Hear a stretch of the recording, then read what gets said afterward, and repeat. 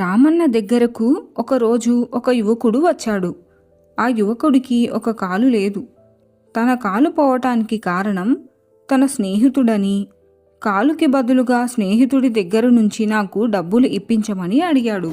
ఈ కాలు పోవటానికి నిజంగా నీ స్నేహితుడి కారణమైతే తప్పకుండా నీకు న్యాయం జరిపిస్తాను అంటూ హామీ ఇచ్చాడు మర్యాద రామన్న.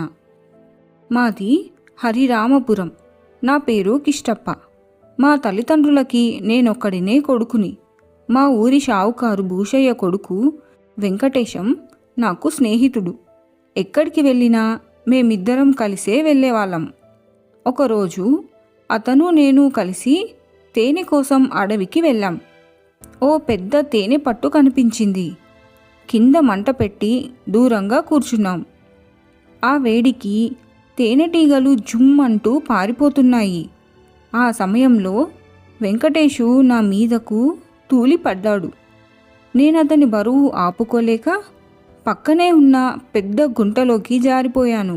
ఆ సమయంలో ఎక్కడి నుంచి వచ్చిందో గాని ఓ పెద్ద బండరాయి వచ్చి నా కాలుని పచ్చడి చేసేసింది.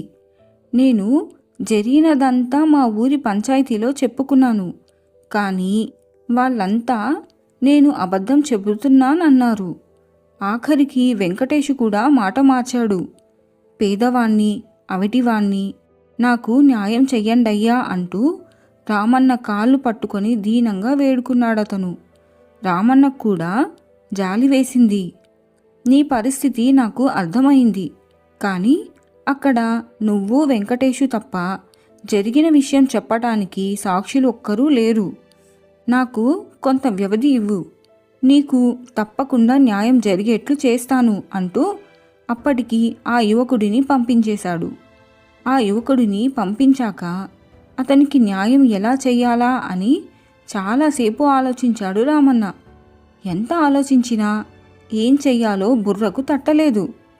ఆ సాయంత్రం ఊరిలో ఉన్న దేవి ఆలయంకు బయలుదేరాడు. దారిలో ఉన్న 10 ఏళ్ల బాలుడు చెరువులో బోలెడన్ని రొయ్యలు దొరికాయి, సగం తీసుకుంటావా అంటూ నవ్వుతూ అడిగాడు. వెంటనే దేవి ఆలయంకి వెళ్ళే దారి మార్చి కుమ్మరి గురవయ్య ఇంటికెళ్ళాడు. ఆ సమీపంలో గురవయ్య వచ్చి కుండలని కాల్చటానికి బట్టి పేరుస్తున్నాడు. రామన్నను చూడగానే ఏదో ముఖ్యమైన పనుంటే తప్ప స్వయంగా రాడని ఎరిగినవాడు కనుక చేతిలో పని వదిలేసి కంగారుగా రామన్నకు ఎదురొచ్చి కబురు చేస్తే నేనే వచ్చేవాడిని కదా అన్నాడు. అవసరమైన పని పడి వచ్చాను గురవయ్యా.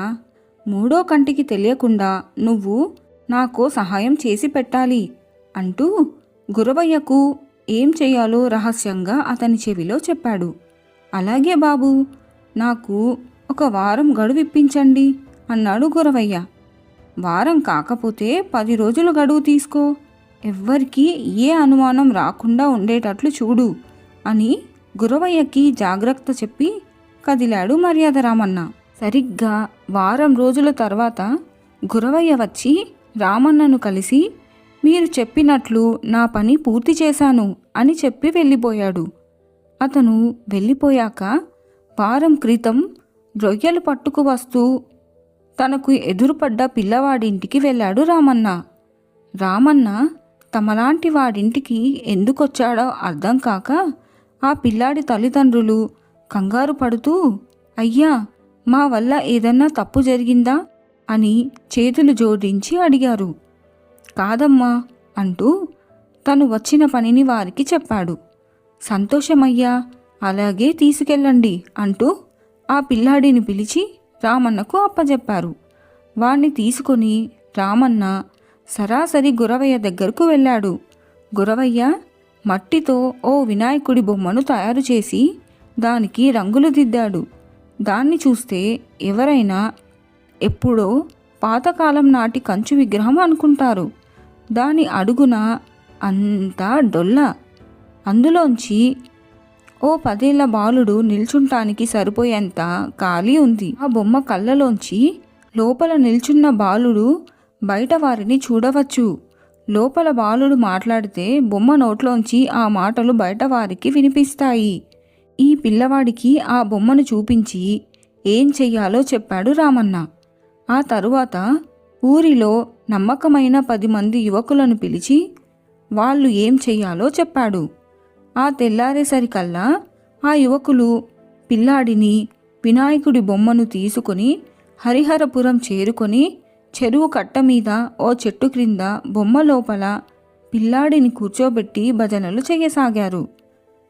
పొద్దున్నే చెరువు కట్టకు వచ్చిన జనానికి ఇక్కడ వినాయకుడు వెలిశాడు, పైగా ఈ వినాయకుడు మాట్లాడుతున్నాడు అంటూ చెప్పారు రామన్న పంపిన యువకులు. క్షణాల్లో హరిహరపురం అంతా ఆ వార్త పాకిపోయింది. జనం మాట్లాడే వినాయకుడిని చూడటానికి గుంపులు గుంపులుగా రాసాగారు. వినాయకుడికి దగ్గరగా వెళ్ళిన అందరికీ ఓం నమఃశివాయ అంటూ పంచాక్షరి మంత్రం వినిపించసాగింది. ఆ నోట మాట్లాడే వినాయకుడి గురించి విన్న షావుకారు భూషయ్య, అతని కొడుకు వెంకటేషు కూడా అక్కడికి చేరుకున్నారు. ఆ సమయానికి మర్యాద రామన్న కూడా అక్కడికి వచ్చాడు. జనం అందరూ వినాయకుడు తపస్సు చేసుకుంటున్నాడు, మన ఊరికి ఏదో మంచి జరగబోతోంది, అందుకే ఎక్కడా చోటు లేనట్టు మన ఊరి చెరువు కట్ట కింద వెలిశాడు అంటూ చెవులు కొరుక్కోసాగారు. అదే మంచి అదనుగా భావించిన మర్యాద రామన్న ఆ గుంపులోనే ఉన్న కిష్టప్పకు రహస్యంగా సైగ చేశాడు. కిష్టప్ప జనాలందరినీ తప్పించుకొని వినాయకుడి బొమ్మ దగ్గరకు కదులుతూ, స్వామి వినాయక, నీ మహిమను కల్లారా చూస్తున్నాను స్వామి, అవిటివాడిని, నాకు నువ్వే ఏదన్నా దారి చూపించు అంటూ దీనంగా వేడుకుంటూ సాష్టాంగపడ్డాడు. నాయనా కిష్టప్ప, లే నాయనా లే, ప్రస్తుతం తపస్సులో ఉన్నాను, నీవు రేపు వస్తే నీకు వరం ఇస్తాను అంటూ బొమ్మలోంచి మాటలు వినిపించాయి. జనాలంతా నోటికి తాళాలు వేసి గుడ్లు అప్పగించి చూడసాగారు. స్వామి అవిటివాడను, కనికరించు అంటూ మళ్ళీ వేడుకున్నాడు కిష్టప్ప. సరే, నీకు ఒక వరం ఇస్తున్నాను, అది నువ్వు అవిటివాడివన్న జాలితో నువ్వు రేపు ఎన్ని కొబ్బరికాయలు కొడితే నీకు అన్ని రత్నాలు దొరుకుతాయి, కానీ నీకు అవిటితనం ఎవరి వల్ల కలిగిందో వారికి సగం రత్నాలు ఇవ్వాలి. ఈ నియమం తప్పితే నీకు దక్కిన రత్నాలు రాళ్లుగా మారిపోతాయి.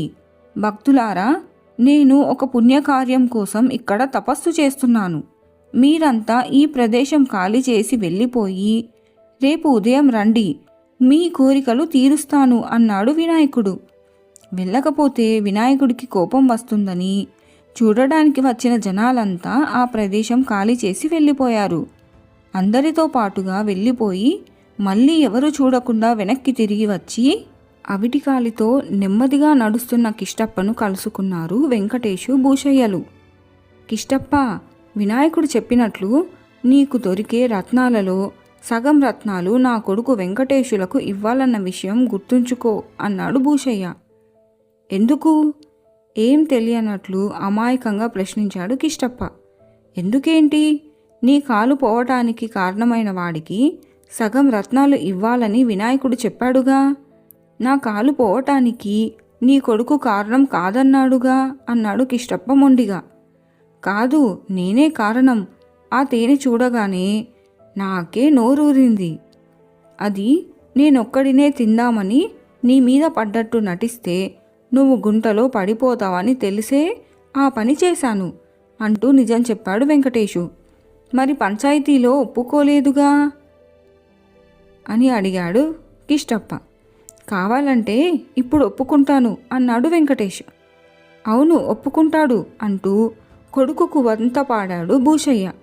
ఈ మాట మీరు పంచాయతీలో ఒప్పుకొని నేను అబద్ధం చెప్పలేదని పెద్దల ముందు నిరూపిస్తే ఆ రత్నాలలో భాగం ఇవ్వటానికి నాకు అభ్యంతరం లేదు అని చెప్పి కుంటుకుంటూ ముందుకు కదిలాడు కిష్టప్ప. ఆ సాయంత్రం తనే పంచాయతీ పెట్టించాడు వెంకటేషు. జరిగిన విషయమంతా పెద్దలకు చెప్పి, ఆ రోజు నేను అబద్ధం చెప్పాను, నన్ను క్షమించండి అన్నాడు.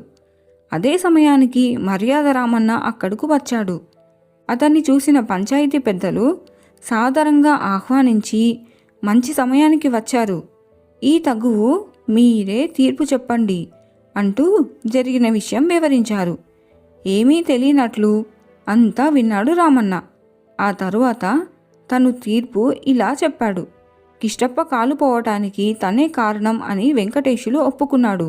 కనుక నష్టపరిహారంగా 1 ఎకరం పొలం, 40 బస్తాల ధాన్యం, 2 పాడి గేదెలను ఇవ్వాల్సిందే అంటూ తన తీర్పును చెప్పాడు రామన్న. రాబోయే రత్నాల ముందు ఈ ఖర్చు ఎంత అనుకుని, అలాగే కిష్టప్పకి మీరు చెప్పిన నష్టపరిహారం చెల్లించుకుంటాము అంటూ వెంకటేశుకు మారుగా భూషయ్య మాట ఇచ్చి, అయ్యా రామన్న గారు, మీరు మరొక తీర్పు కూడా ఇవ్వాలి అన్నాడు. చెప్పండి అన్నాడు రామన్న గంభీరంగా. రేపు కిష్టప్ప కొట్టే కొబ్బరికాయలలో ఆ వినాయకుడు చెప్పినట్లు వాడి కాలు విరగడానికి కారణమైన నా కొడుకుకి న్యాయంగా దక్కవలసిన సగం భాగం ఇవ్వమని చెప్పండి అని అన్నాడు భూషయ్య.